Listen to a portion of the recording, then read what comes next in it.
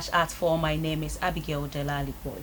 The Executive Director of Crime Checks Foundation, Ibrahim Opon Kwarteng, has stated that some vagrants on our streets are abused wrongly. He made these remarks after the press conference on decriminalization vagrancy law, which has not yet been passed. So the press conference is about decriminalization of vagrancy laws advocacy project. We are doing that in Crime Check Foundation is doing that in partnership with OCY, Open Society Initiative for West Africa. So it entails vagrants whose rights are being abused continuously in this country.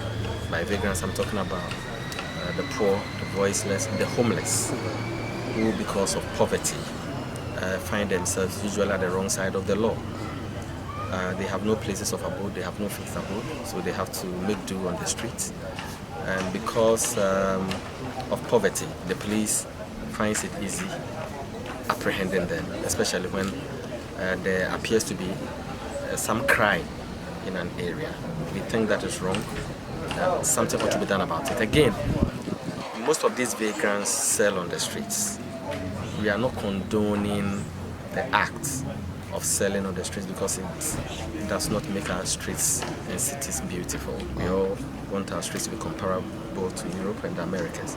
But the bottom line is that anytime we swoop in on them, we should also contextualize our situation. Why are they on the streets? Have successive governments been able to introduce interventions, pro-poor interventions in rural communities to prevent them from moving to Accra? The answer is no. Governments over the years have done their bit, but they ought to be more proactive in it to ensure that these people are well catered for, rural industrialization, rural industries and so on and so forth. But it appears the story is the same to come to the cities, and this is aggravating the problem. So most of these people are in prison. When they sell, their goods are destroyed, seized. At times, these Assembly Task Force members brutalize some of these people in flagrant violation of the law.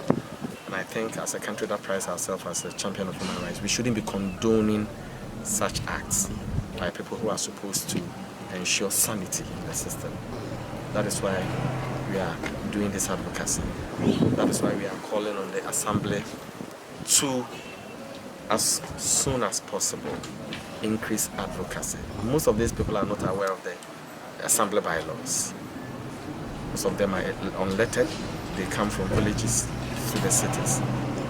But it appears the assemblies have checked their responsibility of educating them on the bylaws. That is why they usually are caught in the trap of the law. Of course, I think you've answered. The answer is obviously with you. No democratic country desires that its presence are choked.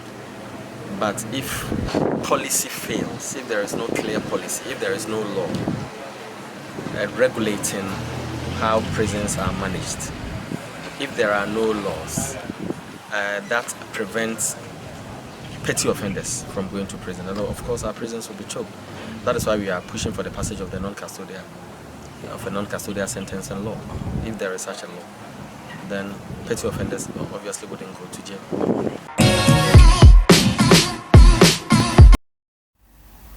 And that will be all for Flash at 4. My name once again is Abigail Delali Boy. Have a good evening.